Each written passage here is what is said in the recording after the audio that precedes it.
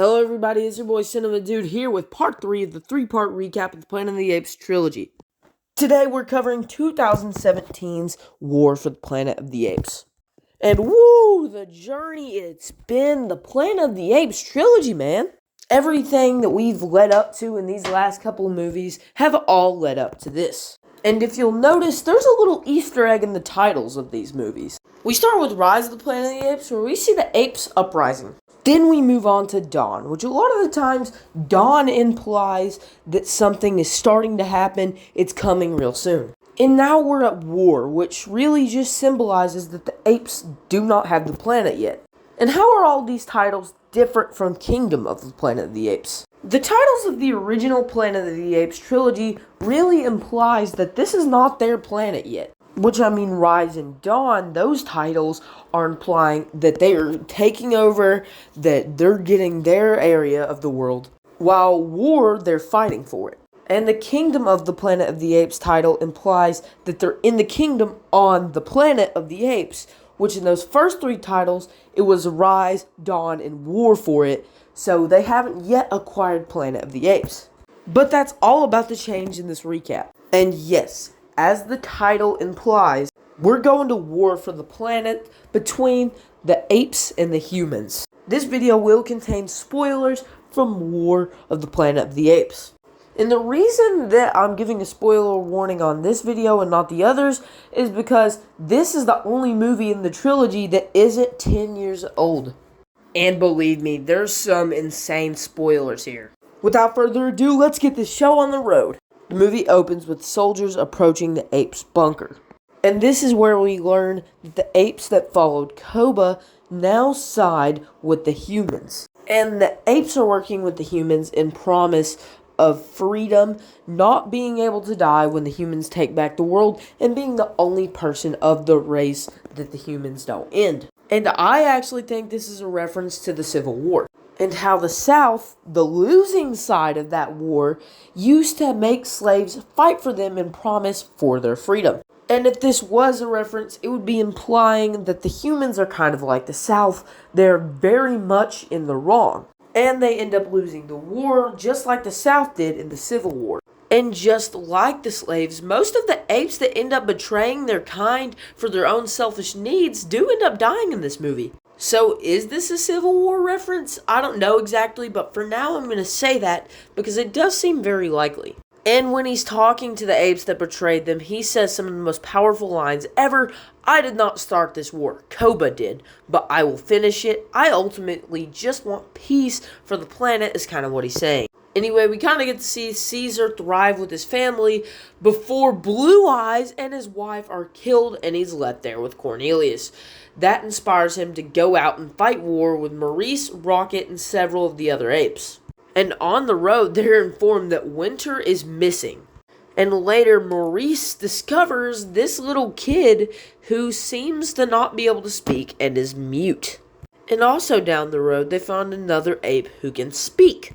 They eventually make it to the military base to find out that Winter is betraying them. He wanted this freedom, and you can tell he even feels bad about betraying him, and Caesar ends up fighting him. And the movie continues, and so does the war, but as it goes on, I'm going to skip through a lot, that ultimate final battle, everything, because we really need to get to this final talk so we can have the review, because this section of the video is taking way too long. And this movie ultimately leads to the death of a leader, and the leader that I'm referring to happens to be Caesar. And as sad as that is, and the apes ultimately being right in this situation, does that mean they'll be right in Kingdom of the Planet of the Apes? Because from what we see from Proximus Caesar in the new trailers, he more resembles Koba than Caesar. And if you can't tell, he's very inspired by Caesar. But is he?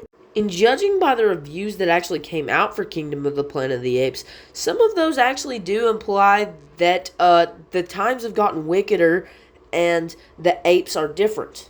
And could this mean that throughout the generations, the story of Caesar and the wars became more and more corrupted, and that's why the apes are so cruel to humans? Because if they were really following Caesar's path, they would want peace with the humans. And to hunt humans for sport, which as a matter of fact, if Koba was doing it, he would probably be hunting them too. But jumping away from that topic, let's talk about the movie as a whole. And if you haven't heard me mention before, War of the Planet of the Apes is my favorite out of the trilogy.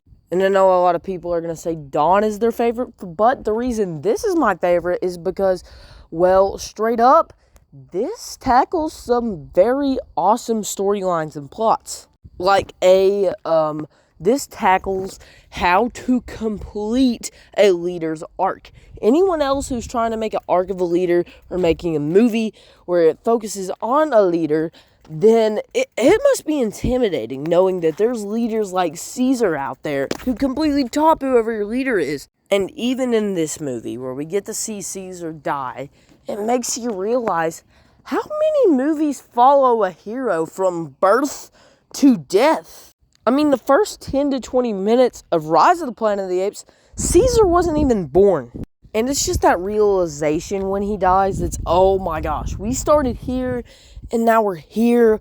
We've literally watched Caesar grow up. We've watched him grow old. We've watched him tackle trauma, tackle death, tackle people he loves lose. We've watched him have him to go from small things that hurt him to the death of his wife and kids. And if you really do the math, a good 45% of Caesar's life, he lived with Will, who he had to say goodbye to when he said hello to the animal shelter and straight up had to leave. Which, I mean, thinking on that now, it's insanely sad, seeing that. That's a person he cared about who died. But then again, think about it. This movie takes place 5 years later, and Koba's death is still haunting him. It's still very much talked about in this film, and that even makes Caesar so relatable, not to a perfect person. He has pain too, but he's strong, and even though he doesn't agree with humans, he doesn't take it out like Koba does, which I believe if Caesar did not die,